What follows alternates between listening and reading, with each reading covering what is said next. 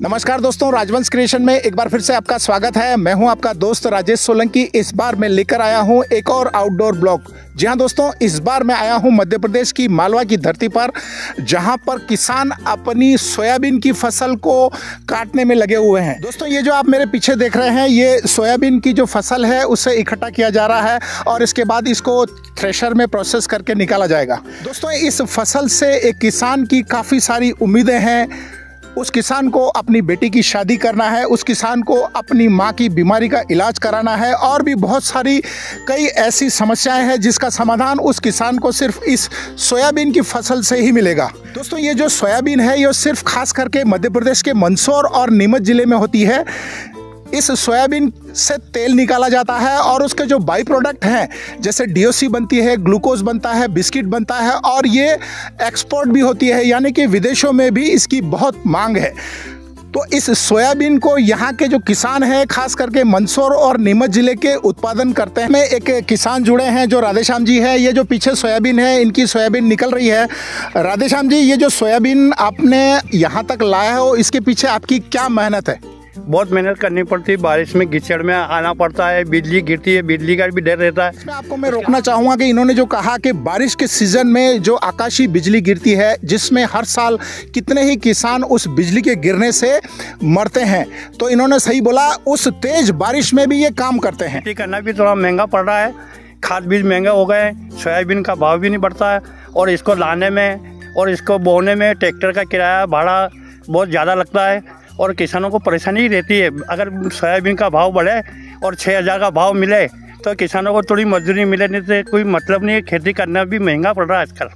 दोस्तों, इनका ये कहना है कि आजकल की जो युवा पीढ़ी है, आने वाले समय में हो सकता है खेती करना कम कर दे या बंद कर दे, क्योंकि जिस तरह से इन्होंने बताया है कि दवाई, निंदाई, गुड़ाई और ये सारे खर्चे निकालने के बाद में किसान के हाथ में उतना नहीं आता है जितनी अभी सरकार ने जो न्यूनतम दर रखी है।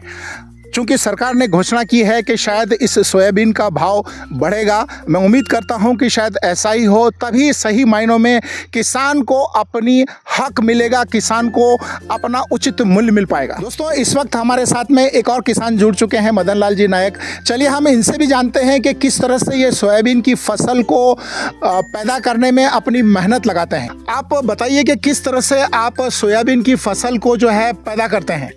जयराम जी, बहुत मेहनत लगती है। सोयाबीन में हम सकाते हैं, बोआते हैं, दवाई डालते हैं। किसान तो आपको मालूम है, सब किसान तो परेशानी रहते हैं, वो परेशान ज़िंदगी जीते हैं, परेशानी मर जाते हैं। ठीक है, थोड़ी सी इन्होंने मायूसी की बात की है। इनका कहना कुछ हद तक ठीक है। हर साल हजारों किसान जो है आत्महत्या करते हैं। शायद कहीं ना कहीं उसके पीछे उनका दुख, उनका गम और उनका हक नहीं मिलना होता है।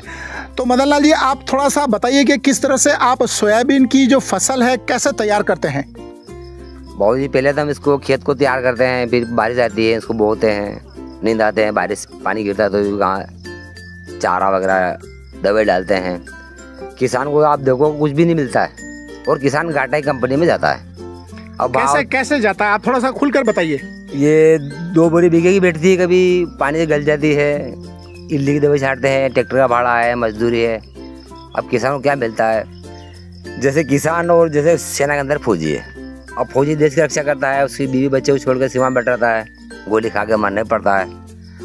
किसान ऐसे कोई सांप काट खाए, ऊपर से बिजली गिर जाए। यानी कि इनका कहने का मतलब ये है कि इतने सारे खर्चे होने के बावजूद भी ये हिम्मत नहीं हारते हैं। और जैसा कि इन्होंने बताया कि जिस तरह से सरहद पर सैनिक अपना योगदान देते हैं, उसी तरह किसान भी खेतों में काम करके अपना कहीं ना कहीं देश की तरक्की में योगदान देते हैं। जी, आप थोड़ा सा ये बताएं कि सोयाबीन की जो फसल आने तक आपकी क्या क्या उम्मीदें रहती है इस खेती से, इस फसल से?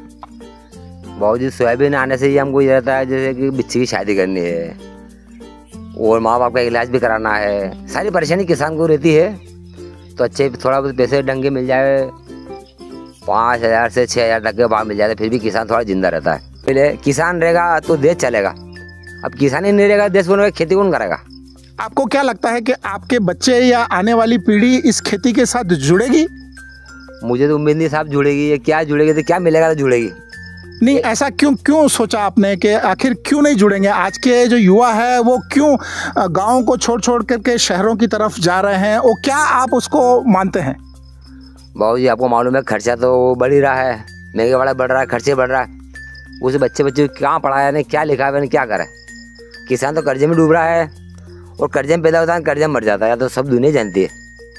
खाली देश के नाम के लिए अपनी मेहनत करता है किसान, के अपने देश के अच्छा आगे बढ़े, पर कुछ सरकार से भी कुछ फ़ायदा मिले, मुआवजा मिले, कुछ तो सरकार वो किसान से थोड़ा हेल्प करके आगे बढ़ाए सरकार। हम तो ये सभी तो निवेदन करते हैं। इनका ये कहना है कि हमारी जो संस्कृति है, हमारी जो सभ्यता है, कहीं ना कहीं किसान उसको कायम रखे हुए हैं, जिंदा रखे हुए हैं।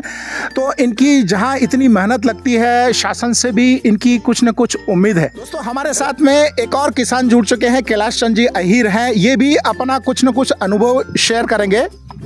हाँ, ये क्या है कि खरीब मेहनत करते हैं, उसके बाद में पूरा पैसे नहीं मिलता है।